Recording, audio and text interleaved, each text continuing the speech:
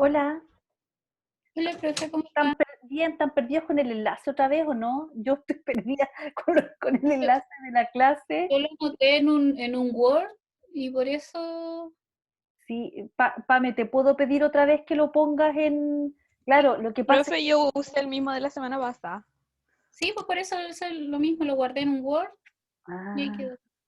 Ya, Yo lo busqué en el chat porque lo habían enviado por el grupo la semana pasada ya, y por eso ese me pude mismo, lo meter. pueden volver a enviar, lo que pasa es que como se Te lo programaron las envío. clases de la Marcela, no sé por qué las mías quedaron corridas, entonces, y me acordé ahora recién cuando iba a entrar que ustedes me habían hecho la observación de que había problemas con el enlace. Me acordé recién y probé cualquiera, el que tenía ya más a mano e ingresé por ese. Entonces, igual lo voy a copiar. eh, Yo en mi escritorio, en la pantalla, tengo todos los links, porque si no, si lo guardo en el WhatsApp se pasan. claro, ya, todo de nuevo. Entonces, estuvieron trabajando con Marcela en el taller la construcción de preguntas de comprensión lectora. Siguiendo, como les decía yo, estamos trabajando con las dos lógicas y esa fue una decisión que tomamos porque nos parece súper interesante que puedan trabajarlo con la lógica, ¿cierto?, de la propuesta teórica a la que nosotros adscribimos, pero también con la nomenclatura que utiliza el Ministerio de Educación para categorizar las preguntas que vienen asociadas, por ejemplo, a las actividades de lectura que están en la prueba CIMSE o que están en los materiales que el mismo ministerio tiene publicados en su página, que son hartos. ¿Qué es lo que hace el ministerio? Utiliza esta nomenclatura de localizar, ¿cierto? De localizar información. Y cuando utiliza el concepto de localizar, como ustedes ya lo vieron, se está refiriendo a identificar información que está dicha en el texto y entonces lo que nosotros hacemos con los estudiantes es orientar las preguntas a que ellos puedan trabajar manipulando la información que está en el texto. Y que eso está súper bien, porque tenemos que acostumbrarlos, ¿cierto?, a la focalización en este tipo de actividades. Y eso es transversal. Hoy día ustedes lo vieron con género narrativo, porque estaban trabajando, ¿cierto?, a propósito de Judy Moody, vieron las características del género narrativo, cómo era la superestructura, pero el localizar información es evidentemente, ¿cierto?, una acción transversal a cualquiera sea el género con el que ustedes estén trabajando. Y luego lo que hace el ministerio es usar el concepto de relacionar e interpretar, que está orientado fundamentalmente a las inferencias que se hacen, es decir, el trabajo con la información que está entre líneas, ¿cierto? Que requieren establecer relaciones, que requieren levantar algunas inferencias, y también está el de interpretar, que tiene que ver, ¿cierto?, con la aproximación a entender el sentido de aquello que estoy leyendo, las ideas, el trabajo con las ideas principales, y todo aquello, ¿cierto?, es lo que en la postura teórica con la que nosotros trabajamos denominamos actividades o preguntas de código de superficie, que son aquellas que están relacionadas con el localizar, y base textual y modelo de situación para aquellas que refieren a relacionar e interpretar, porque la interpretación se logra también no solamente a través de los elementos propios del texto, sino que también con las experiencias que el lector aporta, ¿ya? Entonces, en esa lógica ustedes estuvieron trabajando y la idea es que ustedes puedan aprender de manera muy minuciosa a construir preguntas, porque la construcción de preguntas es algo que muchas veces, y yo aquí apelo también a su experiencia previa como estudiante, como mamá, cuando uno ve las pruebas de los hijos, ve las pruebas de otros, o piensa en las pruebas que uno les hicieron, muchas veces eran las preguntas las que tenían problemas. Y una pregunta que está mal construida, ¿cierto?, hace que quien está resolviéndola dude, se vuelva inseguro, y a veces el problema está en el instrumento, en el instrumento. Entonces, la construcción de instrumentos es un proceso muy minucioso y no solamente, y que lo vamos a ver cuando lleguemos a la evaluación, a pesar de que Marcela ya les adelantó un poco lo que es evaluación y ya lo va a trabajar también fuertemente. Tenemos una lectura asociada en 2 clases más de evaluación. No es solamente construir la pregunta, sino entender cómo yo le asigno un peso específico a esa pregunta dentro de una prueba. Uno puede pensar efectivamente que no todo puede valer lo mismo. O sea, una pregunta de localizar información tiene una demanda cognitiva mucho menor que aquella donde yo tengo que establecer una inferencia para poder, ¿cierto?, contestar una pregunta en específico. Por lo tanto, uno también va asignándole peso. A veces uno dice ya, todas las preguntas de selección múltiple valen 20 puntos, un punto cada una. Pero si uno las empieza a mirar, ¿cierto? En su interior, la demanda cognitiva de unas y otras no es la misma, ¿ya? Entonces, eso están trabajándolo allí muy intensamente y es lo que ustedes van a tener que transferir cuando empecemos ya a preparar, a organizarnos para el trabajo con la secuencia didáctica, ¿ya? La secuencia didáctica es una secuencia de construcción de un instrumento, pero la construcción de un instrumento es uno de los elementos, ¿cierto?, de esta puesta en escena que usted hace de presentar un libro, trabajarlo previamente, que es lo que vamos a trabajar hoy día a propósito de Solé, luego construir un instrumento que lo evalúe, hacer también una suerte de fichaje del texto, de cómo lo trabajaríamos con los niños, por qué lo hemos seleccionado, que es una pregunta que muchas veces uno se hace, ¿por qué los profes seleccionan determinados libros? Y ya lo habíamos conversado de esto, que muchas veces hay otros intereses que están mediando, los convenios con determinadas editoriales, etcétera, ¿ya? Entonces, el trabajo con Marcela fue un trabajo que no quedó terminado. Yo sé que fue súper intenso y no había espacio para que terminaran. Ella me dijo que ustedes hasta la 1:15 más o menos habían estado mirando este PPT, conversando, discutiendo, y luego viene la parte de elaboración que al final de la clase vamos a ver cómo nos organizamos para poder sacar adelante esa tarea. Porque lo que yo tenía que trabajar con ustedes hoy día era Solé, ¿ya? Solé, que son en los capítulos 4 al 7, lo que hacen es mostrarnos primero una definición de lo que implica una estrategia, porque vamos a estar hablando todo el tiempo de estrategias, y luego viene esta propuesta de cómo trabajamos el antes, el durante y el después de la lectura. Y eso lo vamos a trabajar hoy día, ¿cierto? Con un texto, que es este que está acá, que yo les había anticipado, y de hecho está en el sílabus reseñado, que vamos a trabajar con este texto, que es la historia de un oso. Yo ayer lo digitalicé porque este texto no está digital en ninguna parte, ¿ya? Lo digitalicé completo y se lo subí al aula. Ya hice un trabajo bien artesanal porque para que quedara bien digitalizado, hice pantallazos de cada una de las páginas del libro en JPG, luego las pasé a un PDF uniendo cada una de las imágenes y quedó bastante bien.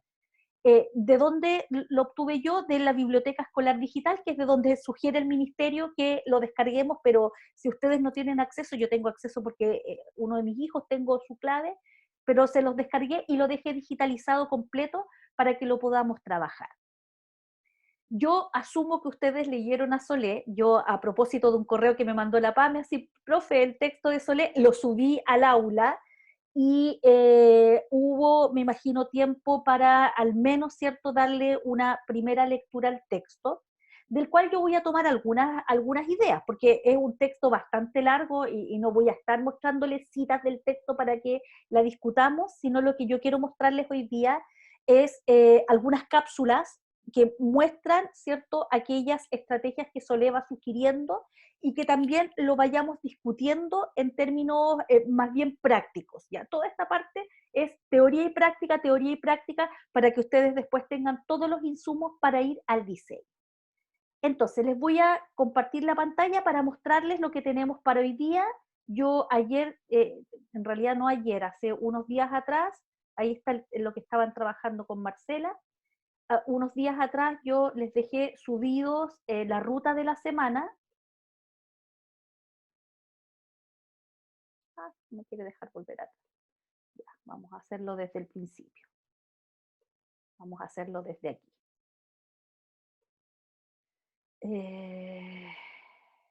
Ahí están ustedes.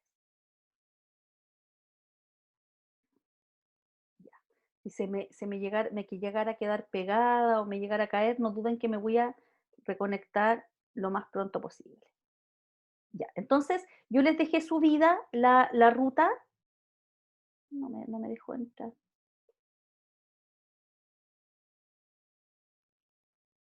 Ya, les dejé subida la ruta acá, lo que íbamos a trabajar, tanto en la hora de taller como en esta hora.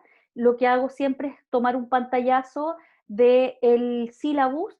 Entonces estamos acá, seguimos teniendo este resultado de aprendizaje como referente, conocer los principales enfoques y modelos teóricos acerca de la enseñanza de la comprensión lectora en este caso. Las actividades centrales de esta semana son estrategias de comprensión lectora, el texto es Solé, y si ustedes se fijan, ahí está el taller que es exactamente lo que hicieron con Marcela, que es elaborar estas preguntas de comprensión que tienen que ver con la doble nomenclatura, localizar, interpretar y relacionar, pero también en la lógica de código de superficie, base textual y modelo de situación. Entonces, lo que yo voy a trabajar con ustedes hoy día está aquí abajo, acá están las lecturas de Solé, si alguien todavía no las ha visto, están ahí disponibles para descargar. Aquí están los recursos para trabajar en la clase de hoy día, ahí está el texto digitalizado y además les he dejado un dossier con ejemplos de preguntas del CIMSE de Educación Básica para que después, si tenemos tiempo, podamos mirar cómo las plantean. Y además está subido ya el PPT de la clase de hoy, que es con el que yo voy a descargar y con el que vamos a empezar a trabajar en este minuto. Este es un PPT que contiene algunas informaciones y algunos ejemplos para que los podamos ir discutiendo. Déjenme agrandarles aquí para mantenerlos a la vista. Ya.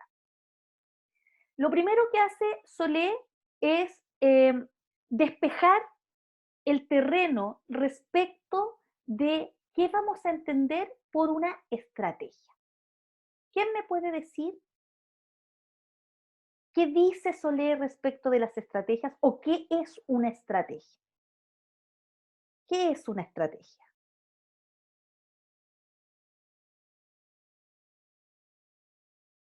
Porque hablamos de estrategias de lectura, ¿cierto? Y necesitamos poder distinguir lo que es estrategia de lo que es un modelo, de lo que es una actividad. ¿Qué sería, de acuerdo a Solé, una estrategia? Procedimientos, reglas. Es un procedimiento. Es un procedimiento. ¿Qué implica que sea un procedimiento? Que tiene un objetivo. Que tiene un objetivo, ¿ya? Por lo tanto, si es un procedimiento, el objetivo está acá. ¿Qué es lo que hay antes del objetivo? ¿Qué es lo que hay para conseguir el objetivo? Los pasos para llegar a ese objetivo. Los pasos para llegar a ese objetivo. Por lo tanto, la palabra estrategia, que es una palabra que proviene del mundo militar, ¿ya? De ahí viene la palabra estrategia. Cuando se habla de estrategias de guerra, ¿cierto? Lo que todos pensamos es que hay un plan trazado que va a permitir, ¿cierto?, la consecución de un objetivo, y que es un plan donde hay poco de azar y hay mucho de planificación. Entonces, Solé nos dice lo mismo. Solé dice que es distinto a que yo lea un texto así muy libremente, pese a que siempre voy a tener un objetivo de lectura, a el trabajo que nosotros hacemos en el aula y que es un trabajo orientado a que el estudiante, a que el niño, la niña, el joven, el adolescente, se convierta en un lector, ¿cierto?, activo, crítico, en este lector competente. Y para que se convierta en este lector competente, hay muchas cosas que tienen que pasar respecto de la lectura que sí están en manos de los profesores. Y una de las cosas que se señala respecto a ser un lector competente es que uno, ¿cierto?, es capaz, y esto lo vamos a ver más adelante con el texto de Estela y Arciniegas, uno sea capaz de tener un control metacognitivo de las estrategias.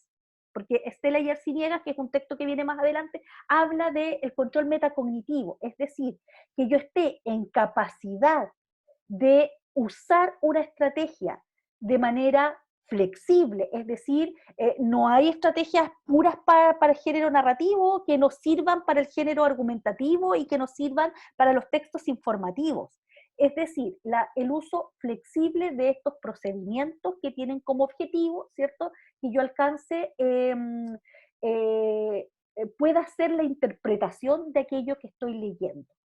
Y eso es lo primero que nos dice Estela Yarciniegas, que no ocurre de manera tan espontánea, sino que hay una mediación que hacemos los profesores, mostrándole a los niños y niñas cómo podemos abordar la lectura de un texto. Y allí está lo que se señalaba, ¿cierto?, que una de las primeras cosas que debemos hacer, de acuerdo a esta autora, es plantear lo que está aquí arriba, los objetivos de lectura. ¿Ya? Lo conversamos la semana pasada, a propósito de el esquema de la teoría de la comunicabilidad. Si ustedes lo recuerdan, esto está absolutamente conectado con aquello.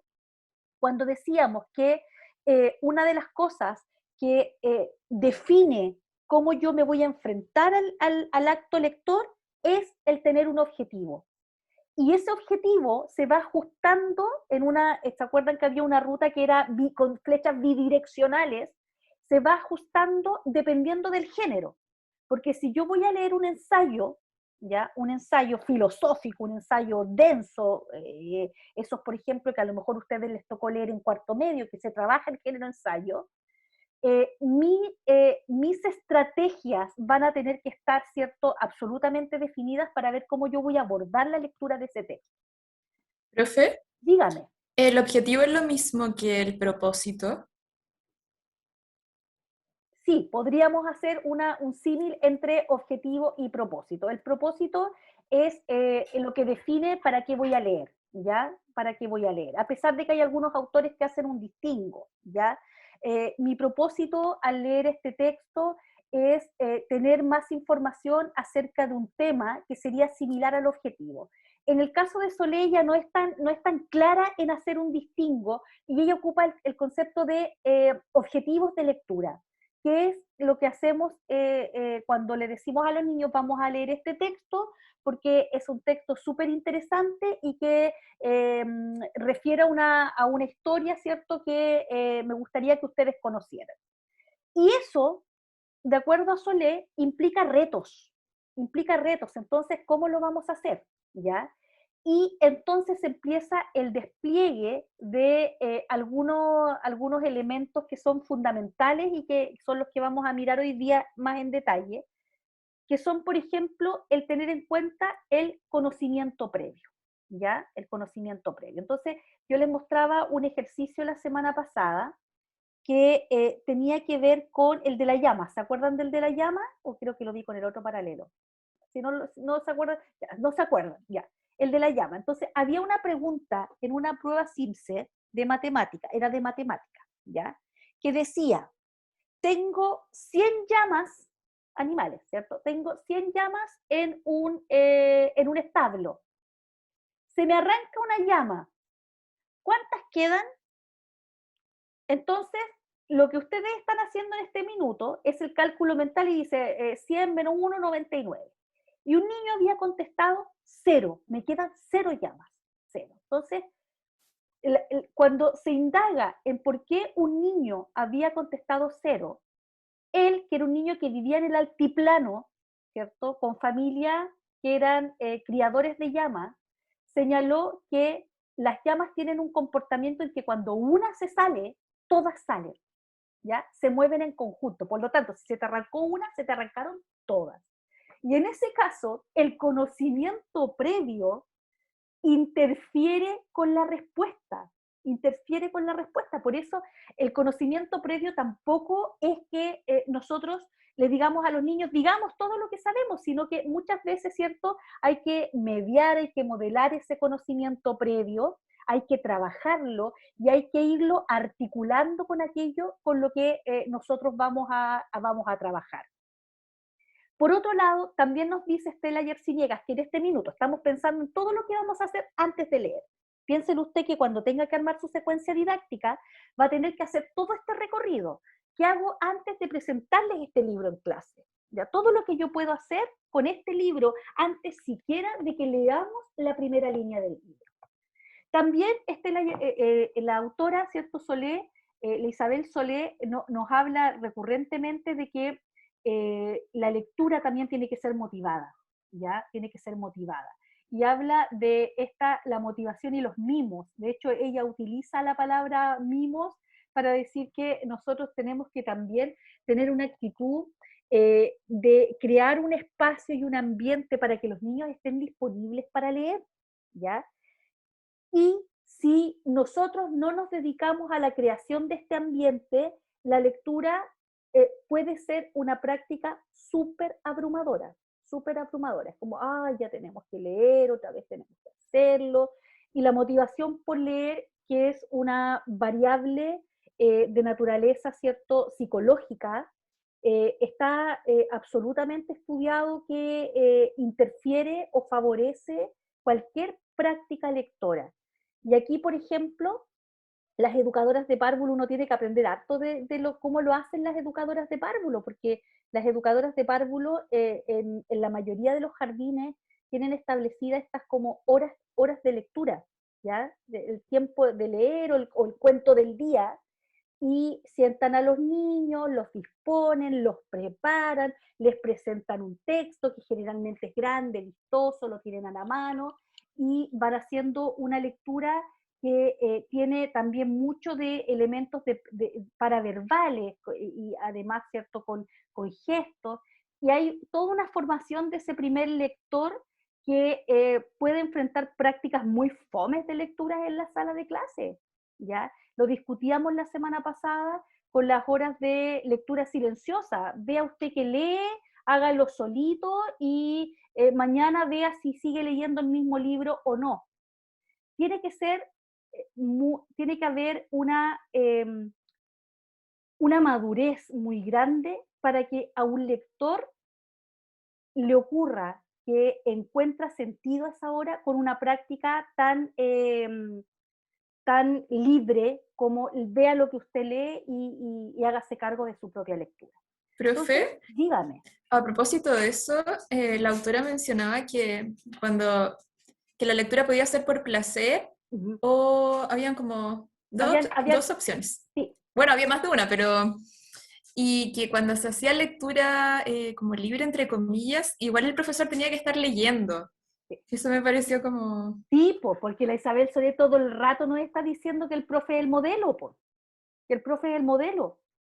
Y evidentemente, y aquí hay un tema súper interesante, porque uno se da cuenta que el ser profe no implica que uno sea un buen lector.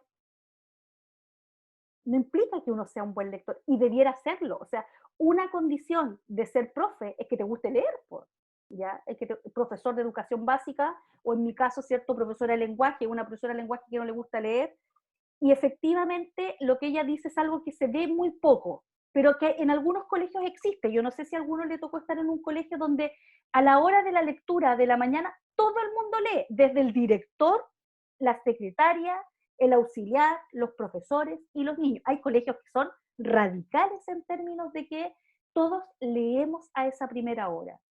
Y evidentemente un niño que se da cuenta, por ejemplo, que el profe no siquiera se ha leído el libro que dio del plan lector, evidentemente, ¿cierto?, se va a ver afectado, sí. El modelamiento de la lectura es fundamental y nos lo hace saber la Isabel Solé en este texto.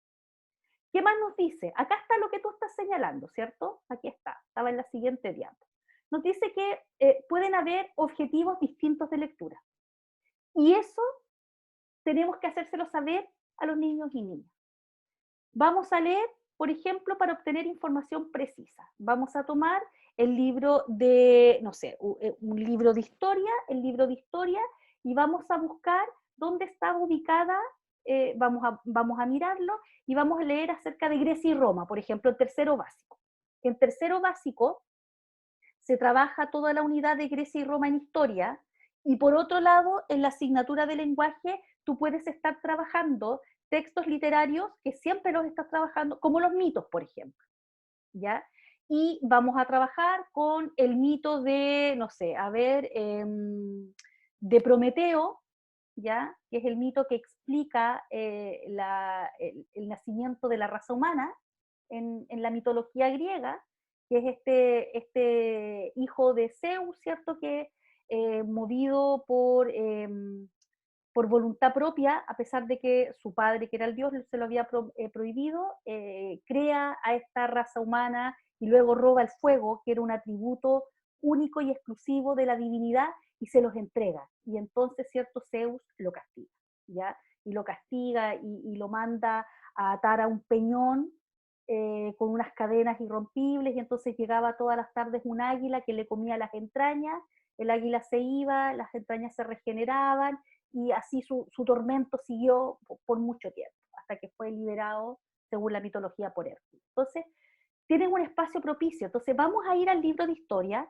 para mirar dónde está Grecia y Roma, porque este es un mito griego, y es un mito que explica determinadas situaciones, como todos los mitos que tienen una función explicativa. Y estás entonces tomando el libro de historia solamente con el objetivo de localizar información. Ah, mira, Grecia está aquí, ¿cierto? Todos los datos que nos puede aportar el libro de historia.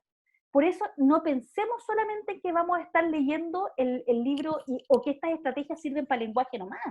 Cuando ustedes están en clase de historia, el libro de historia tiene una enorme cantidad de lecturas, tiene textos multimodales donde hay mapas con gráficos, hay cartografía, estadísticas demográficas, y además hay texto. El libro de historia es un ejemplo muy bueno de todas las posibilidades que te ofrece un texto. Y entre medio, por ejemplo, hay una parte donde está una reproducción de la carta que, no sé, que Miguel Grau le manda a la esposa de Arturo Prat, y ese es un texto literario que está dentro del libro de historia.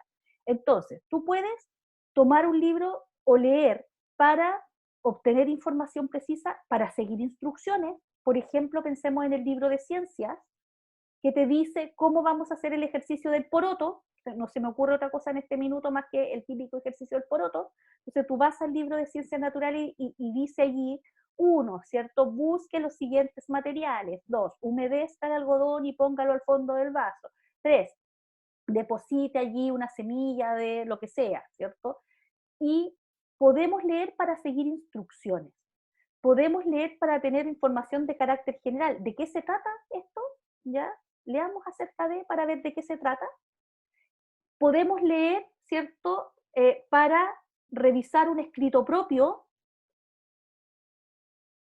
que tiene que ver, ¿cierto?, cuando los niños están escribiendo, que es la siguiente unidad, y escriben con el modelo de proceso, ¿cierto? Planifico, textualizo y reviso, y puedo leer para revisar lo que yo misma escribí.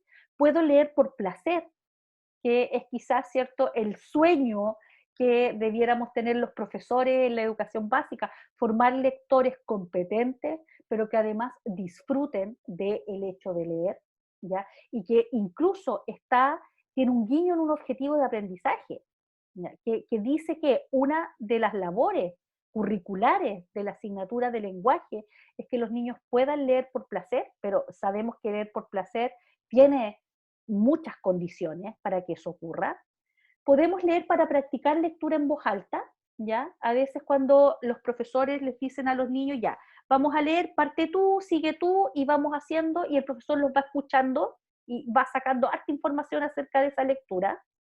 Leer para dar cuenta que hemos comprendido, que sería lo más cercano a la teoría de la acreditabilidad, ¿ya? Tú vas a leer esto y luego nos lo vas a explicar. Cualquiera sea el caso, lo que dice Sol es que uno como profesor tiene que fijar los objetivos de la lectura, ¿ya? Tiene que fijar los objetivos de la lectura. Y no hay peor práctica que aquella donde los niños leen porque el profesor dijo que tenían que leer, leen por relleno, ¿cierto? Ya, terminé antes la prueba, entonces vaya y lea, tome cualquier libro y lea, ¿ya? O por castigo, vaya a la biblioteca, dígale a la persona del crack que le pase un libro y lea porque no lo quiero en mi clase, o leer ¿cierto? De manera desorganizada, hoy día agarro un poco de este libro, mañana agarro un poco de este otro, o, ¿cierto?, aquellos profesores que simplemente no le dan ningún espacio a la lectura. Entonces, la Isabel Soler nos dice, cualquiera sea el panorama, fíjese un objetivo de lectura y comuníquelo, transparéntelo, dígalo. ¿Para qué vamos a leer? Entonces, cuando ustedes tomen su libro del plan lector, lo primero, evidentemente, que tienen que hacer es leérselo. Ya, leérselo. O sea, si a usted le toca, no sé, quinto básico, en la asignación que vamos a hacer si es que usted no logra dar con el primer libro que van a leer en su colegio. Esa que ya la mayoría de ustedes está teniendo reuniones con sus profesores mentores de los colegios. Y le toca leer, no sé, el Dr. Jekyll y Mr. Hyde, pensado para sexto, o El fantasma de Canterville, que también está en la lista, o la misma Judy Moody, el texto completo. Evidentemente lo primero que tiene que hacer es leerse el texto completo. Luego tiene que posicionar ese texto, pensar en cómo posicionar ese texto en el aula, cómo lo presento, ¿ya? Cómo lo introduzco, cómo lo muestro y cómo lo trabajo. Las metas. Luego, ¿cierto? Hay unos ejemplos súper bonitos que pone aquí la Isabel Solé y que se los he dejado copiados, me salté, que dan cuenta no solamente de cómo los profesores instalan la lectura en el aula, sino que además cómo trabajan con aquello que habíamos dicho, ¿cierto? Que es una de las primeras cosas que nosotros debiéramos poder explorar, que es el conocimiento previo. ¿Qué sabemos acerca de un tema? ¿Ya? Y que va muy de la mano con las predicciones que nosotros podemos elaborar. Por ejemplo, si yo les muestro a los niños este texto, vamos a ir haciendo inmediatamente el ejercicio. Yo les muestro a los niños este texto. Les digo, bueno, ¿ustedes han visto algún oso alguna vez? Pero un oso de verdad, no un oso de peluche. ¿Qué van a decir los niños? Probablemente la mayoría nunca ha visto un oso. ¿Ya? O probablemente ha ido al zoológico y ha visto un oso. ¿Han ido al zoológico de Quilpué alguna vez? ¿Hay un oso en el zoológico de Quilpué, po? ¿O no? Sí, sí hay un oso. Laura, tú dijiste que sí. ¿Te acuerdas que hay un oso en el zoológico de Quilpué? Parece que no. Ay, no sé, profe. Parece Fui que el no. año pasado, pero sé que había un león. Sí, hay un león. Pobre Sí, oso. hay un oso. Hay un oso, ¿cierto? Sí. Yo todas las veces que he ido al zoológico y cuando los niños eran más pequeños, ¿cierto? Y uno va con el corazón apretado a los zoológicos, pues sobre todo al zoológico de Quilpué, donde la gente hace lo que quiere, dice no alimente a los monos y están en cadena dándole comida a los monos. Ya, han ido al Windsor, porque en el Windsor sí hay osos. Han ido al zoológico de Santiago, porque en el zoológico de Santiago sí hay osos, ya. ¿Qué sabemos de los osos? Los osos son mamíferos, entonces todas las cosas que yo le puedo preguntar a un niño acerca de lo que saben de los osos. Los osos, por ejemplo, ¿viven vidas solitarias o viven en manada? O sea, ahí me complicaría. Yo creo que solitario, porque si los niños lo han visto solito en el zoológico, van a decir que es solitario. Muy bien, porque su conocimiento previo es que el oso está solo, pues. El oso está solo, ya. El oso es un animal cazador, es un animal carnívoro, es un animal herbívoro, o sea, todo lo que los niños puedan saber de los osos, aquí, ¿cierto?, viene al caso. Pero además, esta es una historia donde hay un oso que está en un zoológico, está en un zoológico. Y entonces yo rápidamente me puedo pasar a la fase de predicciones y decir, ¿por qué qué es lo que hará ese oso en el zoológico? Ya, entonces los niños van a decir, porque están influenciados por lo que han visto en las películas, es una atracción del zoológico. Ya, es una atracción. Probablemente ese oso anda en bicicleta. Todas esas imágenes que tenemos acerca de los osos son factibles de traer a la mano. Entonces, si ustedes se fijan, cuando hablamos de conocimiento previo y cuando hablamos de predicciones, son todas cosas que pasan antes de leer, y que van a crear el clima para que luego, ¿cierto?, podamos leer, ya sea de manera individual, ya sea como tarea en la casa, o de manera o lectura conjunta en la sala de clases. El conocimiento previo es el que prepara las estructuras cognitivas para la incorporación de, en este caso, ¿cierto?, la nueva historia. Recuerden ustedes que nosotros estamos posicionados en un paradigma constructivista. Aquí estoy haciendo el guiño con psicología del aprendizaje. Estamos posicionados en un paradigma constructivista. Y el constructivismo tiene tres pilares fundamentales. Uno tiene que ver con el aprendizaje significativo, teoría de Ausubel. Y el aprendizaje significativo implica que yo tengo que asimilar aquello nuevo que estoy aprendiendo en mis estructuras cognitivas, y que es más fácil cuando yo tengo conocimiento previo de aquello, cuando yo sé algo de aquello y tengo con qué hacer el vínculo. Entonces, el activar conocimiento previo, como se llama, ¿cierto?, o el trabajar con el conocimiento previo de los niños, los prepara para la asimilación de una nueva materia, de una lectura, etcétera, ¿ya? Fíjense aquí en los casos que nos propone Isabel Solé. Dice, los niños están realizando un trabajo relacionado con el libro de fichas para saber qué es la planta del pie. Hay bastante ruido en el aula. M pregunta quién no ha acabado la tarea y algunos niños levantan la mano. M, que es el profesor o la profesora, indica que ya la acabarán después, intenta poner en orden, pide que escuchen, que no griten. M, oye, por favor, empezar a leer bajito la 67 a continuación de lo que leímos ayer.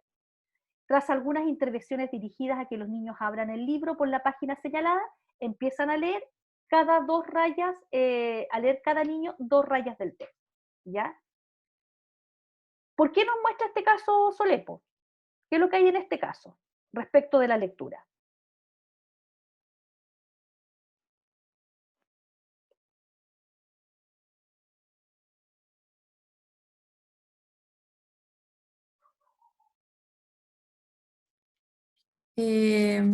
No trabajan los conocimientos previos. Continúa nomás, continúa leyendo. ¿Sí? Está pasando una actividad que están haciendo los niños quizás más entretenido y lo está haciendo leer. Al final quizás los niños van a decir, no están castigando quizás. La lectura es una actividad que se está haciendo, pero que se está haciendo así de manera rutinaria, ya, vamos a leer y eso, y nada más. Luego nos pone el siguiente ejemplo, miren, M indica a los niños que van a hacer lenguaje. M, bien, como ya habíamos terminado el cuento, ¿qué cuento habíamos terminado, Eva? Eva dice, el de Caperucita. M dice, el de Caperucita Roja. Hoy día vamos a empezar un cuento nuevo. Niños, el de los 3 cerditos. Profesor, el de los 3 cerditos, vale, ahora nada más vamos a escuchar, seguro, que todos o casi todos, Mari Carmen, siéntate bien, por favor, nos sabemos el cuento de los 3 cerditos, pero escuchadlo bien porque hay cosas que yo os voy a decir y que vosotros no habéis oído o no os acordáis, y después voy a hacer preguntas del cuento. ¿Queda entendido? Vale, pues ahora vamos a empezar, todos callados, de acuerdo, y empieza la lectura del cuento. ¿Qué es lo que pasa en este caso? ¿Qué asume M? Que ya todos conocen el cuento. Que ya todos o la gran mayoría. El cuento, o la gran mayoría. Por lo tanto, no pierde su tiempo en hacer ninguna conexión, no les pregunta no les pregunta nada, simplemente asume que los niños, porque son niños, deben conocer la lectura y entonces empieza, ¿ya? Luego hay un tercer ejemplo que nos muestra Isabel Solé. Este está más chiquitito, lo voy a agrandar. Dice, M escribiendo la fecha en la pizarra, siguiendo el dictado de los niños. Vamos a ver, sacad el libro de lectura y el libro de trabajo. Los niños lo ponen encima de la mesa. El cuento de Garbancito más o menos conocemos todos de qué se trata. ¿Quién explicaría un poco más lo más importante del cuento, lo más divertido? ¿Qué pasa con este que se llama Garbancito? José, a ver, cuéntalo tú. José no responde. otros niños levantan la mano, M indica a uno que lo explique. Y entonces el niño se pone a explicar que Garbancito nació muy pequeño, etc. Y la profesora lo va alentando, dice, ¿y qué más? ¿Qué sigue? Nadie más, a ver, continúa. El niño dice, entonces cuando iba a la tienda y sigue con su relato. Entonces el M dice, esto es más o menos el cuento de Garbancito, hoy está cada uno con su libro de lectura. Los niños preguntan qué página y M dice, y ya les va a decir las páginas, les da las páginas, qué sé yo, y luego les dice, mirad lo que hay que hacer ahora, olvidaros por ahora el libro de trabajo, solamente el libro de lectura, lo vamos a leer. Pero como que estamos en la biblioteca, o sea, cada uno tiene que leerlo, olvidándose que tiene boca, solamente, niños, la cabeza, con la cabeza, intentando darse cuenta de lo que dice el cuento, lo más importante. Otra cosa es que tienen que hacer, sin apretar el libro, en el libro, es aquellas palabras que no saben lo que quiere decir, que no entienden lo que quiere decir, les hacen una rayita debajo, las subrayan, y después cuando todos acabemos de leer, preguntamos y buscamos los significados. Están todos muy atentos porque luego yo hago preguntas, ¿vale? Y los niños empiezan a leer en silencio. Si ustedes se fijan qué cambios hay en esta práctica, qué cosas ven en esta práctica que no está en las prácticas anteriores. Que retoma la idea del texto que se leyó, trata como de verificar si los niños lo comprendieron, haciendo lo que ellos mismos relaten, así lo que sea, porque ni siquiera les dice así como preguntas específicas, sino que qué les pareció más divertido o que se acuerdan, y así luego pasa recién a la otra actividad, como que hace el ejercicio de recordar lo que hicieron y después pasa a la actividad. Muy bien. ¿Qué más? ¿Qué otra cosa hay? Cuando les dice ¿cómo les dice a los niños que van a leer? ¿Con la boca? ¿Qué significa que no lean con la boca? ¿Lectura silenciosa? Sí, que hagan lectura silenciosa, porque pasa muchas veces que los niños empiezan a leer y oralizan, po. Entonces están leyendo, y hay una serie de murmullos, entonces dicen los niños con la cabeza, ya los niños ya habían recibido esa instrucción previamente, pues los niños lo saben, ya. Igual como cuando estamos en la biblioteca, dice ella, conocimiento previo. ¿Cómo nos comportamos cuando estamos en la biblioteca? En silencio. Ya, yo no sé si ustedes se acuerdan de la biblioteca Campus Sausalito a esta altura de sus vidas, pero una de las condiciones para que uno esté en la biblioteca es que tiene que estar en silencio, si no, vaya a hacer sus cosas afuera. Y si no, están los cubículos para trabajar. Entonces, ya, apela al conocimiento previo a los niños, le dice, acuérdense que nuestras normas de comportamiento para leer son iguales a esas. Entonces, no necesita explicárselo, los niños ya lo saben. Entonces, va armando, ¿cierto?, toda una preparación con lo que los niños saben, no solamente del texto, sino de cómo debemos comportarnos frente a la lectura del texto. Y además les dice, ojo, que yo luego, ¿qué voy a hacer?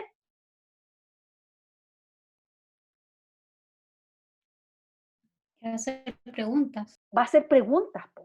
Por lo tanto, además les está diciendo a los niños, concéntrate muy bien en lo que estás leyendo porque te voy a preguntar. No interrumpas tu lectura antes y si hay algo que no sabes, márcalo. Pero no interrumpimos la lectura a la mitad diciendo, es que yo no sé lo que significa, no sé, estamos pensando en Garbancito, yo no sé lo que significa tienda, por ejemplo, ya tienda, ¿ya? Entonces, tampoco interrumpan la lectura. Si ustedes se fijan, con 3 o 4 instrucciones, lo que hizo fue modelar absolutamente cómo es que los niños tenían que enfrentarse a la tarea lectora, ¿ya? Y efectivamente, ya, estas dos cosas que estamos viendo hoy día, una que tiene que ver con el conocimiento previo, qué sabemos antes de leer, y la otra que tiene que ver con las predicciones, son los que Isabel Solé denomina las estrategias de antes de la lectura. Recuerden que ella hace una división, antes, durante y después de la lectura. Todo lo que podemos hacer antes de la lectura es un conjunto de estrategias que pueden ser agrupadas en estos dos grandes tópicos: el conocimiento previo de los niños y las predicciones que son proyectivas que podemos hacer respecto del texto. No solo del texto mismo, sino que de su superestructura, ¿ya? De qué tipo de texto es. Cuando yo le muestro a los niños esto y les digo, ¿qué tipo de texto creen ustedes que es? ¿Ya? Y lo abro ¿cierto? Y se los muestro, entonces los niños dicen, parece que es un cuento. Ya, parece que es un cuento. Piensen todo lo que activa eso. Cuento. Lo vieron con la Marcela, vieron el esquema.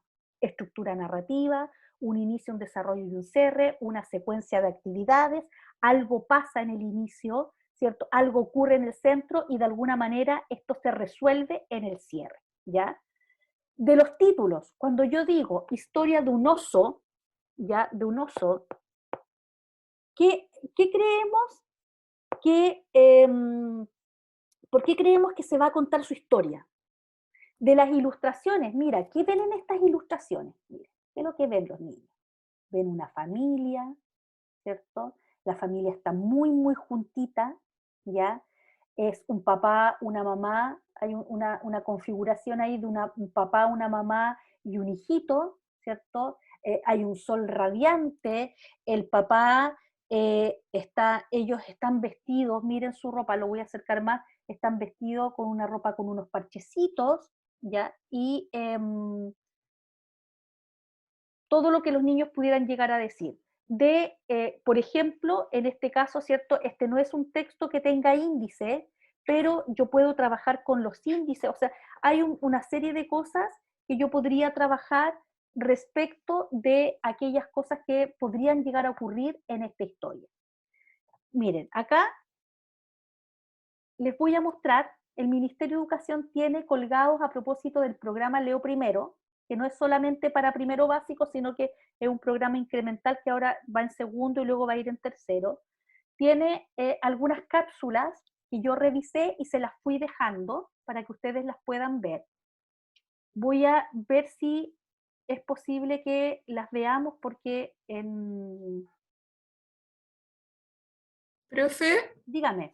Me quedó una duda porque cuando uno presenta un libro a los niños, primero se trabajan los conocimientos previos o se muestra la portada del cuento, Lo puede hacer. porque si uno se preguntas, por eso, porque si uno se preguntas y los niños pueden quizás contestarlas mirando la portada y quizás no es la idea, como, ay, ¿qué pasa con el orden de la presentación?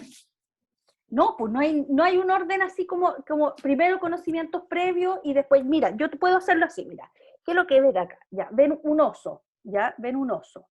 Los osos, por ejemplo, ¿qué sabemos acerca de los osos? Conocimiento previo, ¿ya? Que los osos son tal cosa, que yo vi un oso una vez en un zoológico, van a decir los niños, que los osos son fieros, son animales súper fieros, ¿ya? Que la mamá piensa que hay un niño que ha visto muchos documentales en el National Geographic acerca de lo celosas que son las madres con los osesnos, ¿cierto? Que los protegen de los machos, ya. Puede que los niños sepan mucho. Entonces ahora dime, ¿de qué creen que se tratará esta historia? No, pero resulta que estos osos se ven tiernos, pues se ven como familia. Entonces, a partir de lo que ellos saben, ¿cierto? Uno puede proyectar. Las predicciones de un texto no necesitan ser adecuadas, porque lo que vamos a hacer después es verificar qué cosas de lo que dijimos estaban en este texto o se parecen a la historia que está en este texto. Por lo tanto, podemos decir ya, recuerdan que ustedes dijeron que los osos eran animales súper fieros, pero en este caso, ¿cierto? Esa fiereza está mostrada en, no sé, pues en la acción que va a hacer, que hizo el oso para volver con su familia, ¿ya? Por lo tanto, todo eso es una disposición en que tú vas combinando lo que ellos saben con lo que podrían saber o proyectar a partir de la lectura de este texto, ¿ya? Les voy a mostrar un ejemplo, miren, a ver, ustedes me dicen si lo escuchan, si no, como en Zoom a veces tengo que cambiar de... ¿Están viendo YouTube? ¿Ven que estoy cargando en YouTube?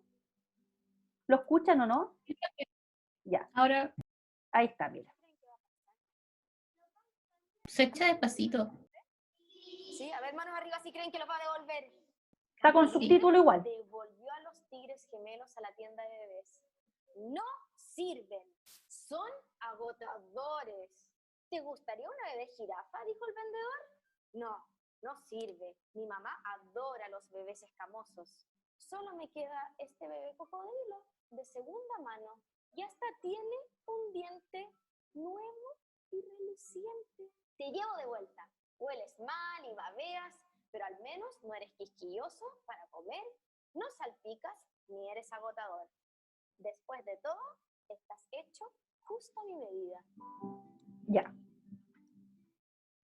Aquí, en realidad, no era el video que correspondía por orden, pero también se está haciendo una predicción. En este caso, la predicción se hizo a mitad de la lectura, ¿ya?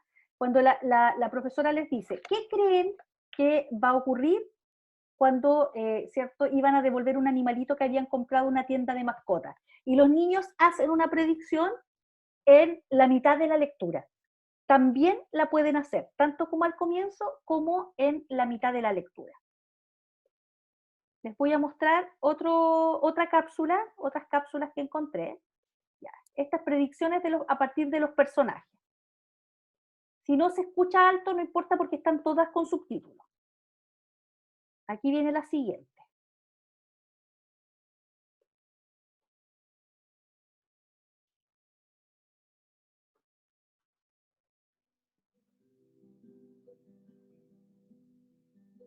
Se llama Mi Día de Suerte.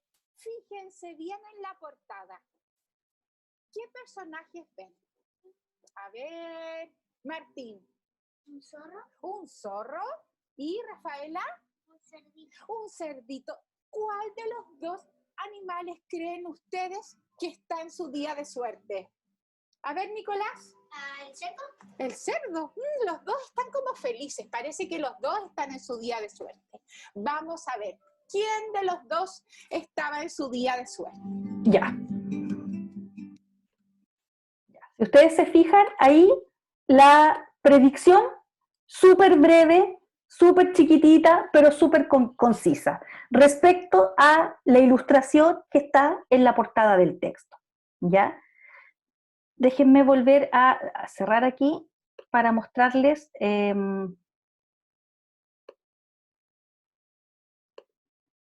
otras, ya, aquí está la otra, ya. Entonces tenemos predicciones, también al comienzo, al final, predicciones a partir de los personajes, etc. ¿Ya? Y aquí está el ejemplo del texto con el que estamos trabajando. Bueno, por lo tanto, lo que Solé nos señala es que efectivamente la lectura es un proceso de emisión y verificación de las emisiones que conducen a la construcción de la comprensión del texto. También, ¿cierto?, dentro de lo que ella postula está la teoría de Van Dijk o el postulado de Van Dijk, que señala que comprender un texto implica ser capaz de establecer un resumen que reproduce en forma sucinta su sentido global. Esto quiere decir que los niños puedan diferenciar también lo esencial de lo secundario, ¿ya? Acá creo que me quedaba un video más. Déjenme ver si es este. De todas maneras están todos puestos ya en el...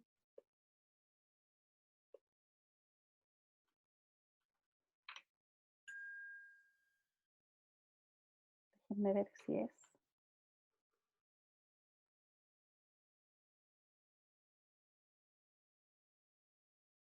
Ah, ya, es el mismo. Es el mismo. Ya, ese era el mismo. Ya, entonces, voy a volver a presentarles, voy a sacar el video. Ya, entonces, hay una serie de cápsulas que están puestas en la página del programa Leo Primero, que son súper interesantes porque van mostrando, haciendo modelamiento ahí está. No sé si lo están viendo, no sé si se lo estoy mostrando. ¿El PPT? ¿Lo están viendo de nuevo, no? No, profe. No se ve nada. Ah, no se los estoy mostrando. Ya, ahora se los comparto. Ya, entonces, por ejemplo, si yo tuviera que trabajar este texto, lo que les quiero mostrar ahora, es que está sugerido, el del oso, ¿cierto? Está sugerido por el ministerio y tiene una guía de actividades, tiene preguntas que después las vamos a evaluar. Una vez que ustedes hayan leído el texto, las vamos a evaluar. Entonces, el texto está en el aula, está puesto en el aula. Se los voy a compartir inmediatamente. Como odio estos banners que tiene entonces, recursos para trabajar. Voy a proyectar el texto y lo vamos a leer. Ahí está la historia de un oso. Vamos a mirar el ejercicio. Entonces está el texto, como yo les decía, completo. Si ustedes se fijan, este texto es un texto que está recogido por el ministerio porque tiene no solamente una historia muy interesante, sino que tiene abundantes ilustraciones muy bonitas para los niños. Y empieza la historia, vayan pensando ustedes, dice, había una vez un oso muy solitario al que le gustaba fabricar muñecos de hojalata y con ellos contar historias en un pequeño teatro de madera. Entonces uno mira y dice, ya, los niños están leyendo este texto, probablemente van a tener problemas con la palabra hojalata, a lo mejor yo pude haber trabajado la palabra hojalata antes de empezar a leer, ¿ya? Y pudimos haber hecho una actividad chiquitita de vocabulario, de acceso al vocabulario, antes de empezar a leer, ¿ya? Seguimos. Aunque su teatro estaba lleno de personajes, el oso se sentía solo. Solo imagen. Imagen. Todos los días salía en su bicicleta a mostrar su teatro a la calle. Se instalaba en una esquina, tocaba la campana y esperaba. Cuando alguien se acercaba, el oso giraba la manilla y el teatro se abría y siempre contaba la misma historia. Había una vez una familia de osos que vivía muy feliz. Hasta que un día el circo llegó a la ciudad y con él los domadores. Yo podría parar aquí. ¿Qué les podría preguntar aquí? Si han ido al circo, si lo conocen. Bueno, Yo podría detener la lectura aquí y les digo, ¿han ido Quizás alguna como vez al circo? preguntarle si... ¿Ah? ¿Han visto animales en el circo? Les pregunto a ustedes, ¿han visto alguna vez, han ido una vez al circo? ¿Han visto animales en el circo?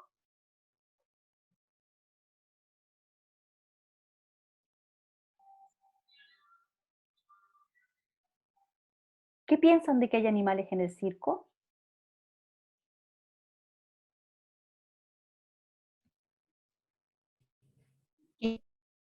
No sé, pueden poner un comentario en el chat también si quieren. Terrible, de hecho es una práctica ilegal. Podría yo hacer un alto ahí y decir, oye, se trata de un circo. Veamos qué experiencias tienen los niños en el circo. Sigo leyendo. Ahí llegaron los domadores, si ustedes se fijan.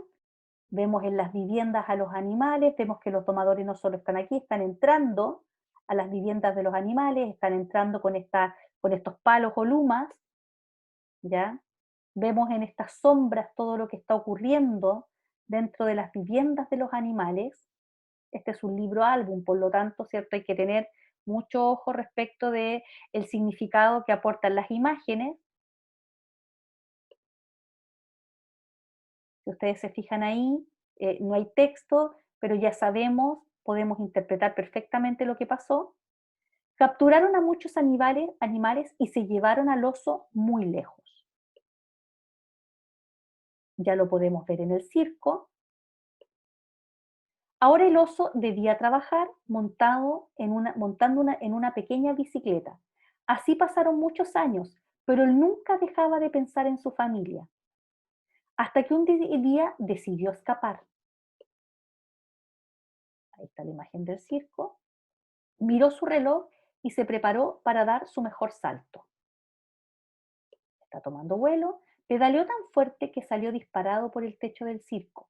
Los domadores lo persiguieron, pero el oso continuó pedaleando hasta dejarlos atrás.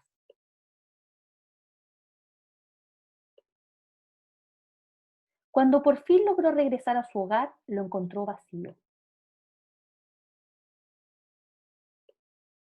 Triste, el oso comenzó a llorar, pero de pronto se llevó una sorpresa. Su familia lo estaba esperando. Al terminar la historia, el oso cerró el teatro y observó al niño alejarse. Vuelve a mirar su reloj miró su reloj y se sintió menos solo. ¿Ya? Esa es la historia.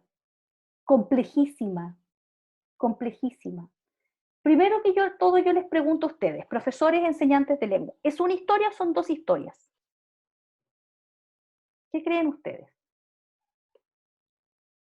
Que son dos historias. ¿Es una historia o son dos historias?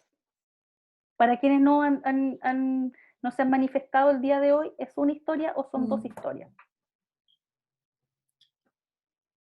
Sí, concuerdo con la PAME, son dos historias. La Natalia dice son dos Es historias. una historia dentro de otra Son historia. Las historias son el oso que está montando su teatro, ¿es el oso que perdió a su familia?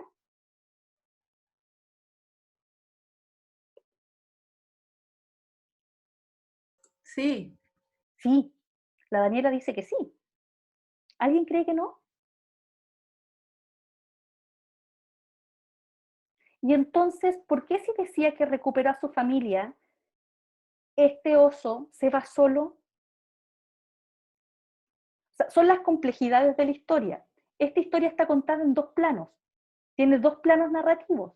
Tiene por un lado a el dueño del teatro, ¿cierto? De este teatro.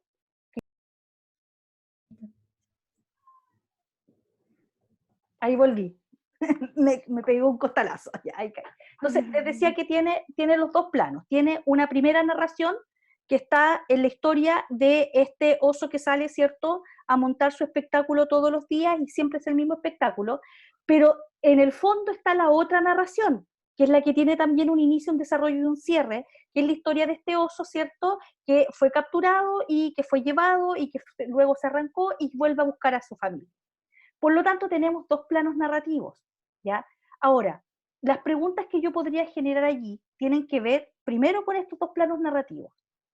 Por eso que yo les digo que si este no es un texto que está pensado para primero básico, es un texto que está sugerido por el Ministerio de Educación para tercero básico, ¿ya? Porque lo primero que habría que despejar es si nosotros creemos que ese oso es el mismo oso de la otra historia o es una historia distinta que está una contenida dentro de otra, ¿ya? Y allí podemos tener una enorme discusión con los niños respecto a si es el mismo oso o no es el mismo oso. Porque ocupa una estrategia narrativa que es la historia intercalada, ¿ya? Que es una estrategia que se utiliza desde Cervantes con el Quijote para adelante, que es meter una historia dentro de otra historia. Entonces, finalmente, tú parece que estás leyendo esta historia, pero luego vuelves a esta otra que es la que la contiene, ¿ya? Luego, lo que podríamos empezar a hacer es pensar en quiénes son estos domadores, quién es este circo, por qué el circo, ¿cierto?, es una prisión. Evidentemente, cuando yo trabajo esto con niños, ¿cierto?, puedo ponerlos en el plano de seguir pensando en la metáfora. Y la metáfora es que estos cuidadores, ¿cierto?, encadenan a los animales. Pero ustedes que son gente adulta saben que este texto es una metáfora de la dictadura y que esos tomadores que entran a la fuerza, sacan a las familias y se las llevan, no hace otra cosa sino representar el exilio, ¿ya? El exilio. Ahora, ¿usted puede llegar a plantear ese tema con los niños? También. En la medida que el texto ha sido suficientemente trabajado, en que hemos ido descubriendo, ¿cierto?, cómo está arquitecturado en su interior, en que hacemos supuestos. ¿Qué pasó con la familia todo este tiempo? ¿Dónde estaba la familia? ¿Ya? ¿Qué pasó con los otros animales? ¿Por qué el oso decide escapar y arriesgar su vida por ir en busca de aquellos que había dejado atrás? O sea, todo lo que nosotros podemos hacer con ese texto antes de pensar siquiera en plantear preguntas como en un instrumento evaluativo, ¿ya? Por eso es que yo quiero mostrarles, para finalizar hoy día, lo que hace la propuesta del Ministerio de Educación, esta yo se las dejé, creo que se las subí al aula, pero no estoy tan segura, parece que no. Se los voy a mostrar, miren. Así lo convierte en preguntas. Me interesa mucho que vean cómo tengo que compartirle y con esto voy a terminar. Ahí debiera estarles presentando. Creo que les Sí, dejé. profe, ahí está presentando. Ahí está, ahí está. Deja esta guía, ¿ya? Está la historia de un oso. Hay algunas indicaciones previas para trabajar este texto en aula. Haga preguntas de comprensión explícita, es decir, cuyas respuestas aparezcan en la lectura, implícitas, que se concluyan del texto. Se sugiere las preguntas en el material a continuación.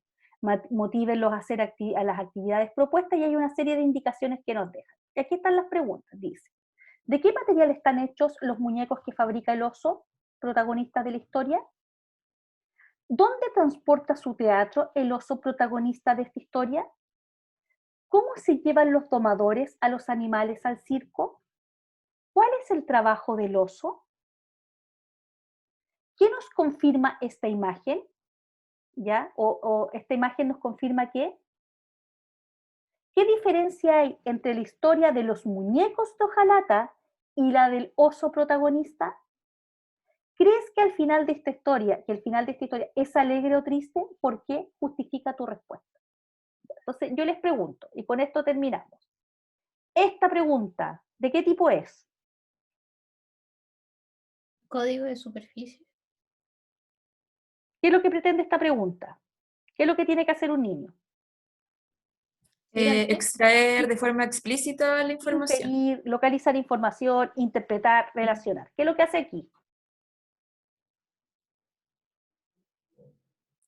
Localiza la información. No escucho, no te escucho hablar, Laura, pero parece que está silenciado tu micrófono.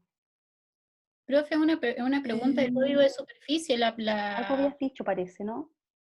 Laura, se escucha bien. Profe, usted no nos está escuchando, parece. No Para el está escuchando. resto, no sé, no me escuchan, yo no los escucho.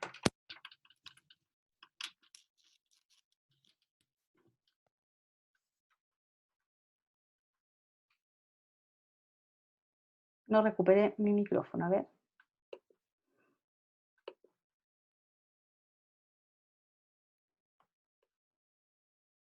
Ya, es una pregunta de código de superficie. Código de superficie. Muy bien. Es una pregunta de información explícita. Perfecto. ¿Ya? Luego, esta que está acá. Esta que está acá. ¿Qué diferencia hay entre la historia de los muñecos de hojalata y la del oso protagonista? ¿Qué tipo de pregunta es? De base textual. De base textual. De base textual, perfecto. Ahí hay un buen ejemplo de pregunta de base textual donde hay que relacionar información. Miren las alternativas. El principio de la historia es diferente, el final de la historia es diferente, no hay diferencia alguna, no se parecen en absoluto. ¿Ya? Y esta de acá, ¿crees que el final de la historia es alegre o triste? ¿Por qué? Justifica tu respuesta. ¿A qué tipo de categoría pertenece esa pregunta? Modelo de situación. Modelo de situación. Modelo de situación. Va a depender mucho de las experiencias previas que los niños tengan, el cómo van a calificar el final de esta historia. Porque yo no estoy tan segura, ¿es un final feliz o triste? Es un final, tendría que justificarlo. Y justamente ahí tienen 3 ejemplos en esta guía chiquitita que tiene, no sé, 7 preguntas de código de superficie, de base textual y de modelo de situación. ¿Ya? Y están allí, ¿cierto? Esta última con la posibilidad de que un niño o una niña justifique. Bien, voy a terminar acá, ¿ya? Lamento, no sé por qué el Zoom me botó, pero bueno. La grabación igual va a quedar completa, porque se para y se sigue grabando. Bien, mañana entonces nos vemos la profesora Jarpa me pidió que mañana continuáramos con el taller, que es el taller de construcción de preguntas, así que nos vamos a juntar en la clave 1-2 Eso va a implicar que ustedes tienen que organizarse para que puedan avanzar colaborativamente con la construcción de preguntas, si no vamos a tener, ¿cierto?, un saco de preguntas, y la idea es que mañana armemos grupos y entre 2 o 3, conmigo yendo y viniendo, podamos avanzar en la construcción de este taller. Y el taller entonces lo van a revisar la próxima semana en la hora de taller, van a revisar las respuestas, van a dejarlas súper bien depuraditas para que después empiecen a construir las propias con el control de lectura que tienen que programar. La próxima semana es la última semana en que ya debiéramos tener definiciones sobre los libros. Si no, lo que yo voy a hacer, si usted ya está un poco inquieto porque quiere empezar a trabajar, voy a dejar colgado un drive al aula con textos, ¿ya? Voy a dejar una carpeta donde van a estar los libros ordenados, es decir, todos los que son de tercero y que con libros asociados.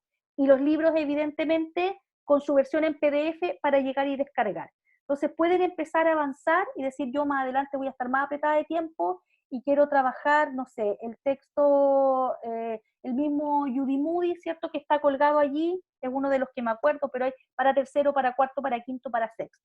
Libros de la literatura infantil, los más clásicos, y algunos, ¿cierto?,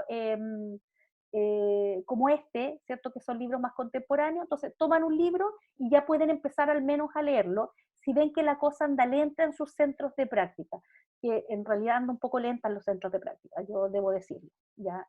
No veo que vayan a tener así como mucha acción en el corto plazo, porque los colegios se están como rearticulando para el trabajo con los niños.